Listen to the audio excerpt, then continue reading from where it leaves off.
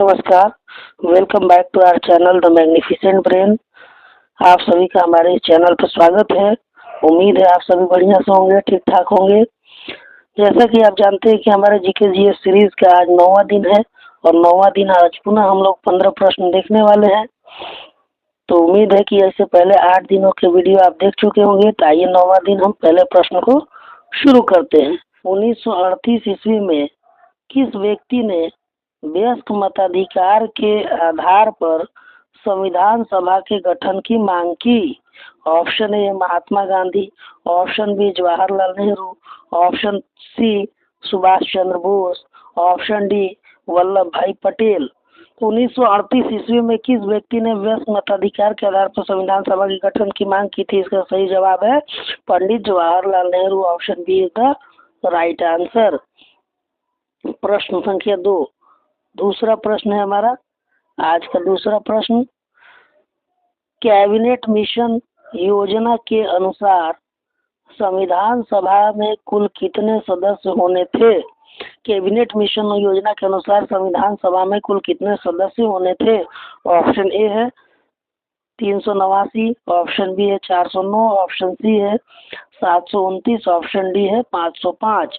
तो cabinet mission योजना के अनुसार संविधान सभा में कुल 389 389 सदस्य होने थे। Option A is the right answer. प्रश्न संख्या 3, तीसरा प्रश्न है हमारा। पुनर्गठन के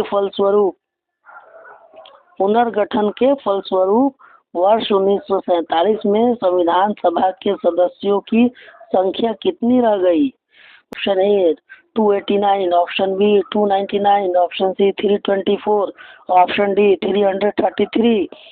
तो पुनर्गठन के बाद संविधान सभा में सदस्यों की संख्या रह गई थी option B 299। Option B is the right answer. प्रश्न संख्या 4, चौथे प्रश्न की ओर हम चलते हैं। चौथा प्रश्न है हमारा, एक अच्छे ईंधन के लिए आवश्यक शर्तें हैं। ऑप्शन ए उसकी ऊष्मीय ताप अधिक होना चाहिए, ऑप्शन बी उसे आसानी से दहनशील होना चाहिए, ऑप्शन सी उसका ज्वलन ताप उपयुक्त होना चाहिए, ऑप्शन डी इनमें से सभी।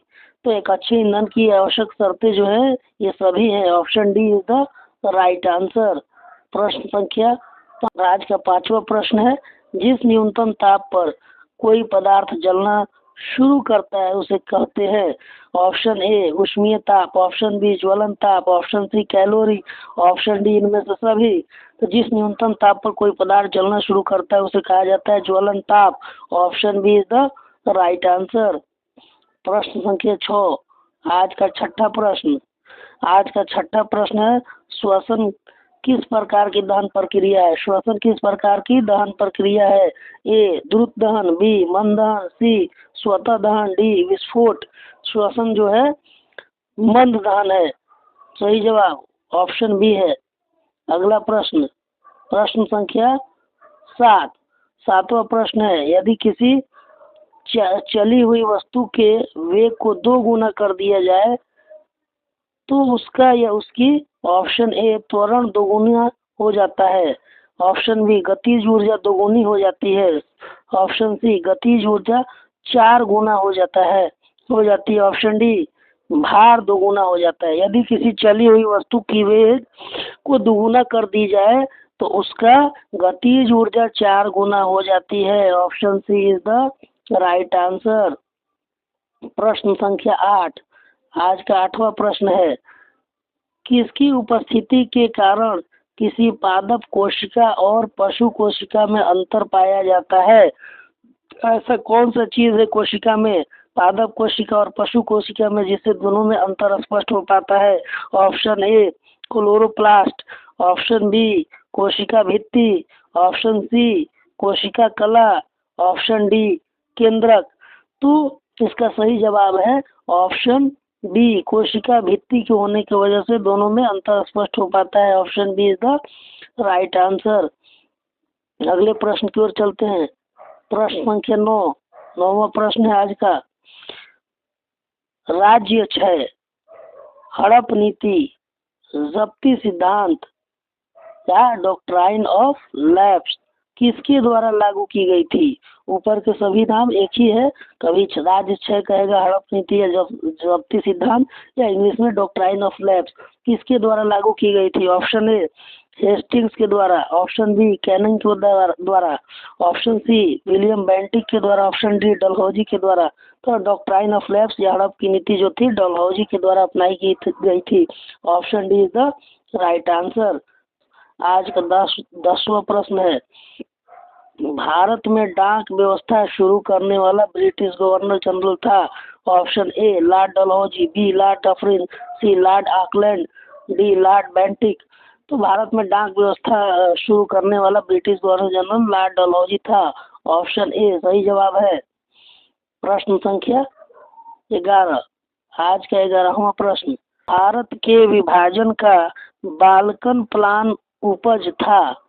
भारत के विभाजन का बाल्कन प्लान उपज था। ऑप्शन ए डब्ल्यू चर्चिल के मस्तिष्क का, बी एम ए जिन्ना के मस्तिष्क का, ऑप्शन सी लॉर्ड माउंटबेटन के मस्तिष्क का, ऑप्शन डी वीपी मेनन के मस्तिष्क का।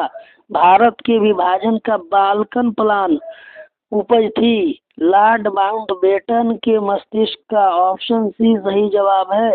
आज 12वां प्रश्न है। 12वां प्रश्न है, भारत में हरित क्रांति का सर्वाधिक प्रभाव किस फसल पर पड़ा? भारत में हरित क्रांति का सर्वाधिक प्रभाव किस फसल पर पड़ा? ए गेहूं, बी धान, सी मक्का, डी ज्वार। तो हरित क्रांति का सर्वाधिक प्रभाव जो पड़ा था वो गेहूं पर पड़ा था। Option A is the right answer.